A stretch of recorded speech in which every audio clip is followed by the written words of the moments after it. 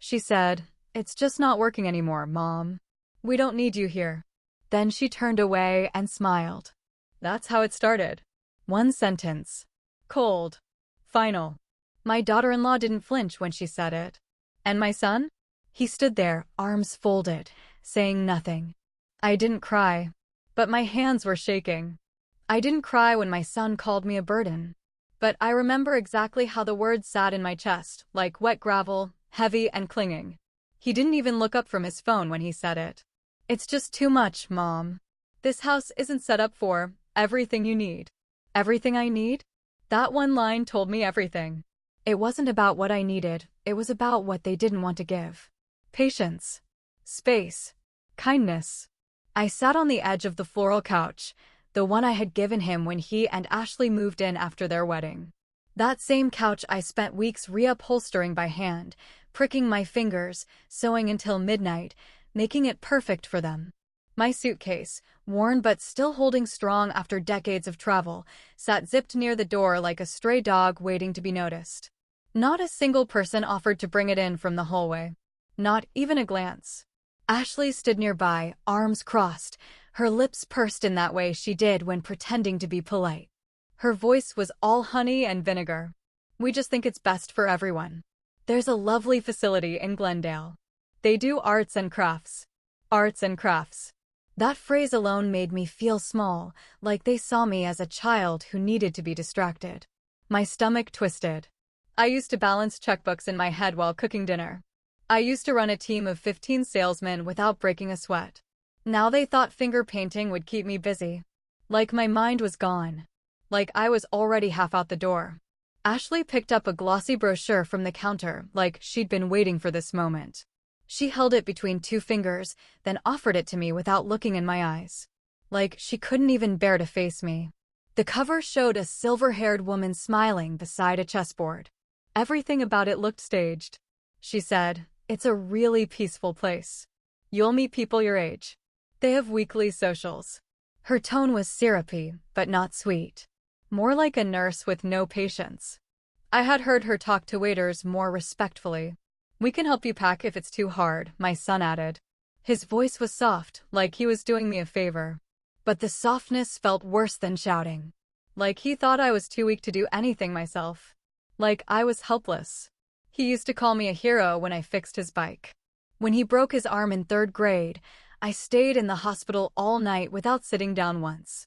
I memorized his medications. I kept him fed when he didn't want to eat. And now he was offering to help me pack my own things as if I were broken furniture. Ashley stepped in again. "They have daily meals and nurses on site. You won't have to worry about a thing." But I was already worrying. Not about food or medicine. About how fast they had decided I was useless. How casually they had planned this. I realized then, this wasn't a sudden decision. They'd been waiting for a moment like this. A chance to push me out. I looked at her, really looked at her. The same woman who once cried in my arms when she lost her job. I had paid their rent for 3 months.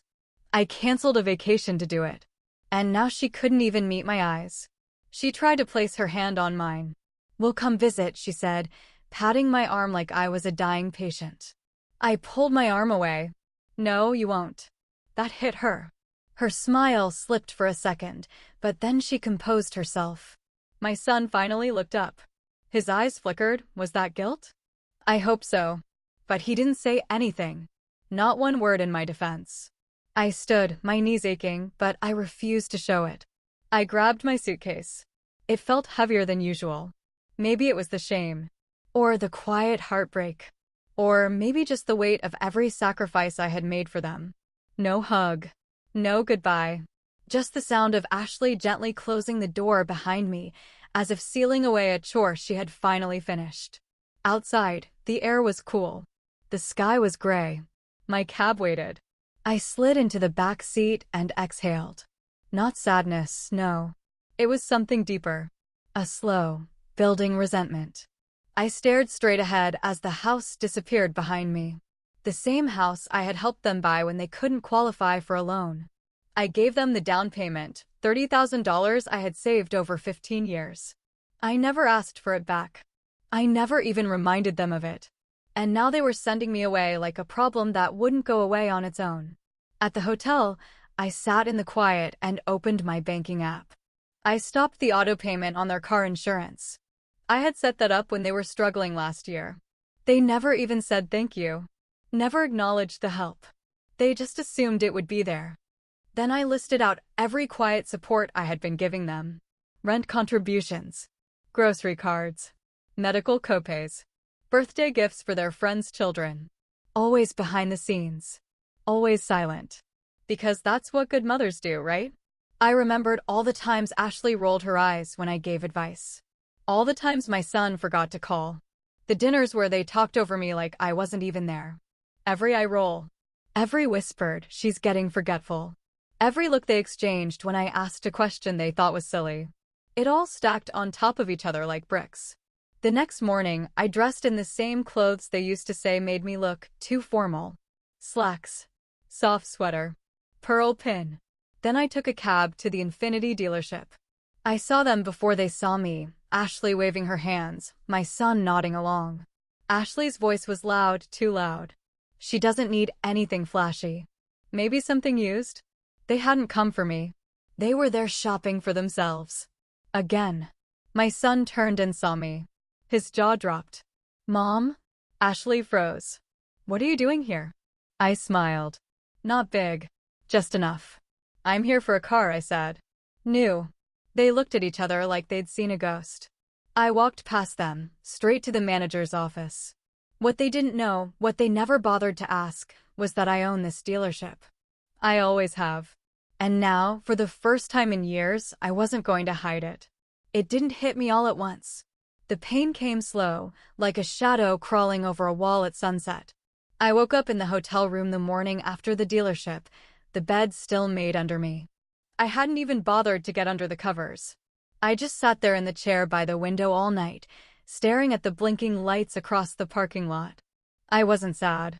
I wasn't angry in the way people think anger works. It wasn't loud. It was silent, steady. A pressure building in the space between my ribs. The kind of pressure that keeps you awake even when your body is begging for rest. I kept replaying their words, their tone, their faces. Especially the way my son didn't defend me. Ashley's words were cutting in their politeness. We just think it's best for everyone. A decision made behind closed doors, no room for my input. I wasn't part of the discussion. I was the subject of it. They never asked me what I wanted. Not once. Not in all those weeks I lived with them. Every day was a series of polite suggestions that weren't really suggestions at all. Maybe don't walk around so much in the morning, it wakes us. Can you turn the TV down just a little? Oh, I thought you were going to make dinner, again. Each comment was tiny on its own, like a pinprick. But over time, I felt like I was covered in bruises no one could see. Bruises they caused without guilt, without care. And my son? He said so little it hurt more than if he'd yelled. When he did speak, it was always to agree with Ashley or to excuse her. She's just tired. She didn't mean it. Can you be more patient? Patient. I've spent a lifetime being patient. Patient when I worked late shifts while raising him. Patient when his father left and I had to smile through every school play, every graduation alone. Patient when he flunked out of college his first year and moved back home, and I told him it was okay, we all fall sometimes. Patient when Ashley first came into our lives, all charm and sharp smiles, and I welcomed her with open arms. And this is what I got.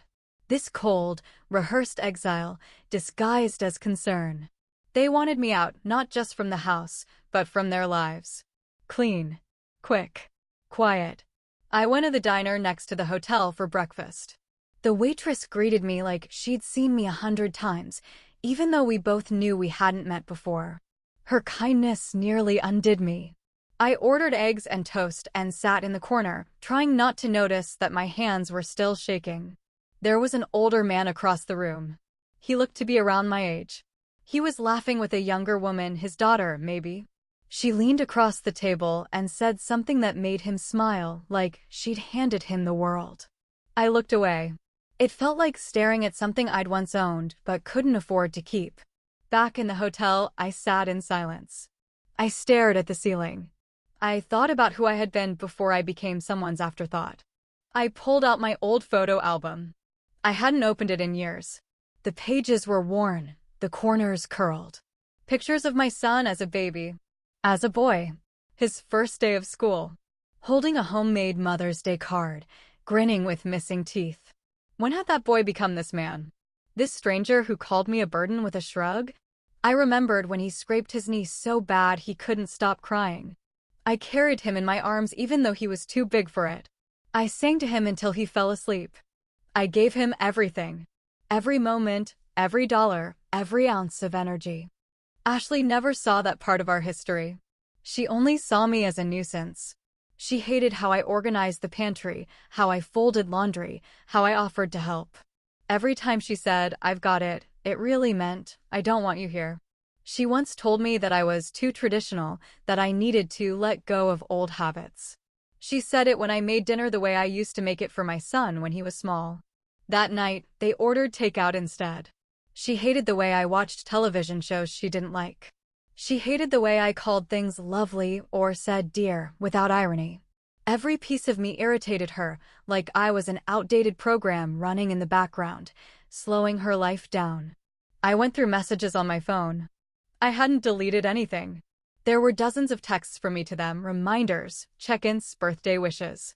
Their replies were always short. Thanks. Got it. K. There was no warmth. No curiosity. Just obligation. I couldn't remember the last time either of them asked how I was feeling, or what I was thinking, or what I wanted for my own life. It hit me like a wave. I had become invisible in my own story. A character who appears to help others grow, then disappears when the plot moves on. I didn't want to be that character anymore. That afternoon, I took a walk through the city.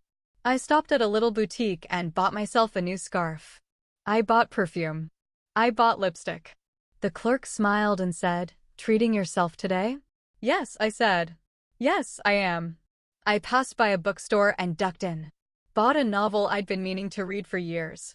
Sat on a bench nearby and read the first chapter in the sun.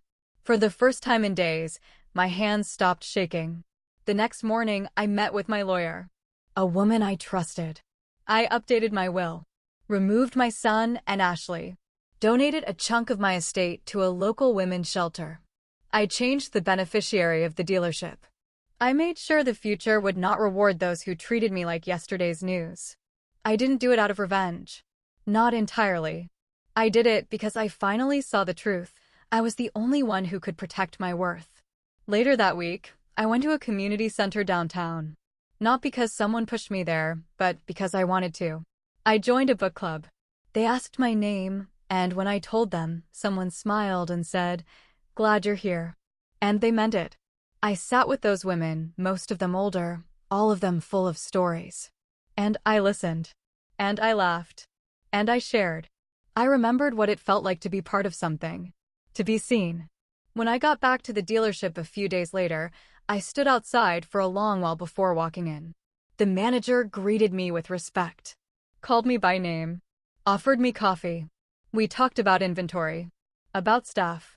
About next quarter's numbers. I was still sharp. Still valuable. Still very much alive. And I was done waiting for anyone else to notice. Because now I finally had. And that changed everything. Some choices don't feel like choices at all. They feel like breathing after holding your breath too long. That's what it was like the morning I decided not to answer the phone. It rang just after 8. I recognized the number. My son. I didn't move. I watched the screen light up, flash his name, then go black. Then it rang again. Voicemail. Another call. Ashley's number this time. I let it ring too. I knew what they wanted. They'd seen me at the dealership. Seen the way the staff treated me. The way I moved through that showroom like I owned the place, because I did. They must have thought it was a mistake, a fluke. Maybe they believed I was test driving a car for someone else. But now they knew. And I knew they were calling not because they missed me, but because they realized they had underestimated me. I sat at the little table in my hotel room with a cup of coffee and watched the calls pile up. 5, then 6. Then a text, "Can we talk? Please." That was from my son. No, we could not. Not anymore. Not like before. That day, I took my time. I walked through the city like I belonged there. I had lunch at a cafe I used to love but hadn't been to in years. I tipped well. I smiled at the server. I bought myself a bouquet of fresh flowers on the way back. And then I did something simple. Something quiet. I logged into my online accounts. I canceled the standing grocery delivery I'd been paying for at their house. The one that kept their fridge full. I removed my card from Ashley's clothing subscription service. I had signed up for it when she got a promotion last year and wanted to look the part. Then I changed all my passwords. Bank. Utilities. Everything. I had never truly realized how many things I was still managing for them behind the scenes. The toll it took. The way they never noticed, or worse, acted like it was owed. Around sunset, my phone buzzed again. A longer message this time. From Ashley. We didn't mean to upset you. We just thought you needed more support. Can we start over? Support. That word again. As if packing my bag and handing me a brochure was support. As if quietly pushing me out and moving on was concern. I didn't reply. Instead, I walked to the window and opened it a crack. The evening air was crisp. It smelled like spring was just around the corner. I looked down at the street, people moving about their lives. None of them knew me. None of them owed me anything. And yet I felt more seen in that moment than I had in years under the same roof as my son. I closed the window gently. Then something surfaced, something I hadn't thought about in decades. The day my own father told me to leave. I was barely 20, pregnant, scared, standing in our kitchen with a duffel bag half zipped. He didn't yell. He just said, "You made your choices. Now go live with them." It was the same tone my son used. Cold. Flat. Final. And back then, I left with nothing but the clothes I could carry and the fire in my chest to build a better life. I told myself I'd never let anyone make me feel that small again. Yet here I was, 55 years later, pushed out again by someone I had protected, sacrificed for, loved unconditionally. And the twist of it? I had done everything right. I paid for everything, but they still asked me to leave. That betrayal cut deeper than anything I had known before. Because this time, it came from the very person I built my world around. I could have yelled. I could have gone to their house, demanded answers, shamed them for what they did. But I didn't. I chose silence. Not because I didn't care, but because I cared too much for too long. The next morning, I met with the dealership accountant. We reviewed the books. Profits were steady. Staff retention was high. I approved bonuses for the technicians. They deserved it. I walked through the service area afterward. One of the younger mechanics saw me and waved. "Morning, Ms. H. Need anything?" "Just checking in," I said. "You doing okay with the new lift installation?" He blinked, surprised I remembered. Then he grinned. "Yeah, thanks for asking. I made a note to stop by again next week. Not because I had to, but because I wanted to. Because this business, these people, they were mine. And they treated me like I mattered." Back at the hotel, more missed calls. A voicemail. "We're worried about you. Please just call back." Worried. After all this time, now they were worried. I didn't erase the message. But I didn't respond either. Later that night, I took out a small box from my suitcase. Inside were old notes. Drawings from my son when he was a child. Cards. One of them read, "To the best mom in the world." Crayon letters. Misspelled words. I stared at that note for a long time. That little boy had loved me with his whole heart. But the man he became? He forgot. Forgot what I had done. Forgot who I had been. And now I was remembering for both of us. That night, I fell asleep with the window cracked open and the scent of fresh flowers filling the room. I dreamed of quiet roads and clear skies. And for the first time in a very long time, I didn't feel like I was waiting to be let back in. I felt like I was already home. They didn't like the silence. That's what I noticed first. As the days passed and I didn't answer, their messages got longer, more frantic. Ashley's tone changed from polite concern to guilt-tinged accusations.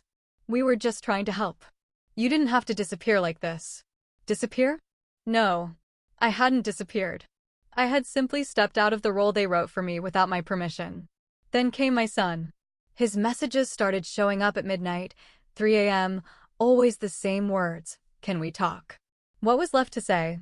At first, they tried kindness. Then confusion. Then panic. And finally, anger. The group text came in on a Wednesday morning. It's not fair what you're doing. You're punishing us for caring. You've changed. You're not acting like yourself. That last one made me laugh. Not a joyful laugh, but a sharp one. Like the sound a glass makes when it cracks. I wasn't acting like myself? No, I was finally being myself. For the first time in decades. And they didn't like it. They had grown used to the version of me who bent without breaking. The version who paid their bills, watched their dog, stayed out of sight when company came over. The version who apologized when they snapped, who cooked when they were too tired, who never asked for a single thing in return. When I stopped performing that version, they lost their balance. They thought they were the center of the story. They didn't realize I was the one holding the pages together. Ashley sent a voice message next. Her tone had hardened. I don't know what game you're playing, but this isn't how families act. If you want to throw everything away over a misunderstanding, then that's your choice. Just don't expect us to come running when you change your mind. My son followed minutes later with a voicemail that made my chest tighten, not from guilt, but from the weight of knowing I finally saw him clearly. You're making things worse. People are asking questions. It's embarrassing, Mom. Why are you doing this to us? To them. Even now, I was still just a reflection in their mirror. A convenience. An extension of their lives that was supposed to stay quiet, obedient, useful. Then I got a message from Ashley's sister. We hadn't spoken in over a year. You're being really unfair. They've done so much for you. You should be grateful. Grateful? For what? For being dismissed? For being tolerated only when I was useful? They were losing control of the narrative. And it enraged them. Not because they missed me, but because they missed the control. I didn't reply. Not to any of them. I got a letter in the mail from Ashley. Not handwritten, printed. Like a business memo. She used words like emotional distance and relational strain. She asked for reconnection strategies. It was clinical. Safe. Impersonal. And at the bottom, barely legible, please come to dinner. Sunday. No expectations. No expectations. That was the most dishonest part. If I showed up, they would pretend everything was fine. Smile too wide. Pass the potatoes. Offer to pour my water like nothing had happened. And if I stayed quiet, they'd say I was being cold. If I spoke, they'd say I was being dramatic. I tore the letter in half. Not out of rage, but because I was done pretending a broken bridge was still standing. The next day, I walked through the dealership lot. One of the newer staff members, Luis, stopped me. Ma'am, are you the owner? Yes. He looked surprised. Then respectful. I just wanted to say thank you. This place, it gave me a second chance. I nodded. We all need one now and then. That night, I sat at the hotel desk and opened my journal. I wrote down every time I had quietly fixed something for my son and Ashley, money for the furnace, covering the vet bill, paying off that credit card when Ashley forgot to make payments. 42 separate times in the past 5 years. All done quietly. No thank you. I thought about the weekend I stayed up all night sewing new curtains for their nursery. About the time I drove 4 hours just to pick up their car from the mechanic because they were too busy. I thought about the birthday when they forgot to call and sent a text 3 days later. Hope it was a good one. Every memory now had weight. Not just because of what happened, but because of how little it seemed to matter to them. Then, 2 days later, they showed up. At the dealership. I saw them through the glass office window. Standing near the front desk unsure. Ashley had a gift bag in her hand. My son had his shoulders hunched the way he always did when he didn't want to be confronted. They asked to speak with me. The receptionist looked at me through the window. I shook my head. Tell them I'm busy. They waited 15 minutes. Then they left the bag at the front desk and walked out. Inside was a candle. Lavender. And a card that said, "You're loved." But I remembered the look on Ashley's face the day she told me the assisted living brochure was already filled out. And I remembered my son's silence. Love isn't just a word. It's an action. And their actions had spoken clearly. I didn't take the candle. I left it at the dealership for anyone who wanted it. That night, my phone rang again. Voicemail. We're trying. Don't shut us out. But the truth is, they had shut me out long before I stopped answering. They shut me out every time they talked over me, dismissed me, used me. Now they were just hearing the echo of their own silence. And for the first time, I let it echo back. But the most unexpected thing happened a week later. I received a letter. Not from my son. Not from Ashley. It was from a young woman named Kara. She worked in the parts department at the dealership. Quiet girl. Always polite. Ms. H, it read. I hope it's okay that I'm writing. I just wanted to say thank you. When I started here, I was struggling. No one else knew. But you noticed. You checked in. You remembered my name. You told me I mattered. That gave me the strength to stay. I read that letter twice. 3 times. I folded it carefully and set it beside the journal I'd been writing in. And I cried. Not the kind of crying that comes from pain, but the kind that comes from being seen. They had never said anything like that. Not my son. Not Ashley. Not once. Not even close. Instead, they had tried again to manipulate my silence. The texts kept coming. My son wrote, "People are noticing you're not around. It's affecting our image. We're worried about you." Image. There it was again. It was never really about me. It was about how I made them look. Ashley followed up with another message, "You're being cold. Family is family. No matter what." But that's the thing, I had finally realized that blood alone doesn't define family. Actions do. Still, the pressure kept growing. They reached out to people I hadn't spoken to in years. Distant cousins, old friends. All with the same message. They're trying. Why won't you forgive them? Forgive? They never once said, "I'm sorry." They never once asked, "What did we do to hurt you?" All they wanted was for things to go back to how they were. Back to silence. Back to me serving and them taking. And I couldn't go back. A week after Kara's letter, a card came from an old neighbor. Mrs. Levin. 92, barely able to write, but she had somehow managed a few shaky words. Saw you on the lot. Proud of you. Always knew you were more than they saw. I read that one in the sunlight by the window, and it hit me hard. All my life, I had waited for someone to notice the things I did. The late nights, the meals, the sacrifices. The bills paid. The comfort given. And now, in the quiet of my new freedom, people were finally seeing me. One afternoon, I walked into the dealership's conference room. My team was there. I stood at the front and announced that I would be transitioning leadership in the next 2 years. Not because I was tired, but because I wanted to spend the rest of my life living. There was applause. Hugs. Real joy. No one said, "You owe us." No one rolled their eyes. No one acted like my worth was tied to what I could give them. Later that day, I sat in the garden behind the dealership, an area most didn't even know I had landscaped myself years ago. I watched bees move between flowers. I felt the breeze on my arms.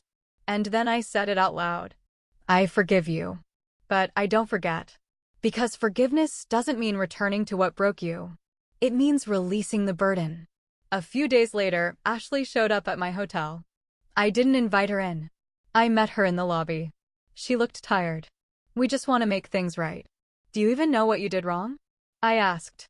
Her mouth opened. Then closed. Then opened again. "You felt unappreciated." I was used. She didn't respond. Just stood there. "You wanted to make things easier by removing me. You didn't ask me what I wanted. You decided what I needed." She blinked. "We thought we were helping." "That's the problem," I said. "You never asked. You just assumed." She handed me another envelope. "We wrote you a letter. Both of us." I didn't take it. "If it's just to clear your conscience, keep it." And I walked away. That night, I lit a candle. Not the one they gave me. One I chose. Lavender. But mine. And I wrote back to Kara. "Thank you for seeing me. You reminded me I'm not invisible. I'm building something new now. Quiet. But real." And that's how it ends. Not with a reunion. Not with a breakdown, but with peace. Because I realized age is not about weakness. It's about dignity. And I won't be afraid to tell the truth anymore, even if it hurts.